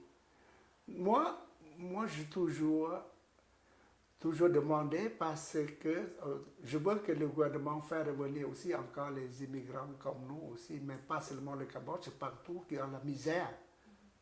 C'est toujours comme ça. Mais il faut choisir quelqu'un qui est sérieux, pas paresseux par exemple. Pas engagé pour venir pour l'aide sociale, des welfare, des choses comme ça. Il faut prendre quelqu'un qui est sérieux, qui vraiment travailler, rendre service, comme ça. Est-ce qu'il y a autre chose que vous aimeriez ajouter? Pour le moment, je ne vois pas grand-chose, mais c'est sûr qu'il y en a beaucoup de choses, mais je ne peux pas toutes l'année là. Oui. Merci beaucoup pour ça fait plaisir. À participer au projet. Je sais que c'est un petit peu difficile de parler un peu de la vie personnelle, ouais. Surtout que les moments que vous avez expérimentés durant le régime et le fait que vous devez venir ici, ouais. trouver un travail et ouais. prendre soin de votre famille. Ouais. Je crois que c'est vraiment... Moi, l'important c'est comme ça. Comme vous avez la famille, il faut prendre soin de la famille. Okay? C'est très important. Comme vous autres, là, c'est mieux. C'est mieux. Comme vous avez... surtout, avant de décider d'avoir les enfants ou n'importe quoi, il faut bien juger, bien penser. Le jour où vous se mariez, ou conjoint de fait, avoir des enfants, et quand un jour vous décidez de séparer, ça c'est la misère. Qui a la misère? C'est l'enfant. C'est très important. L'enfant, ils ont besoin de l'aide des parents, pas seulement monoparental seulement. Ils voulaient avoir des deux. Si les enfants, ils ont les mêmes parents. Il y a beaucoup d'espoir, il peut réussir la vie, c'est important, c'est comme ça. Mon conseil, c'est quand on joue ou habitez en couple, ne séparez pas, s'il vous plaît. Essayez, si vous avez le problème, essayez de régler, pas toujours séparer. Je n'aime pas ça. Okay? Même un Canadien, Québécois ou bien des Canadiens, Khmer, comme ça, c'est toujours pareil. Si on reste ensemble, vous avez l'avenir des enfants sont bons.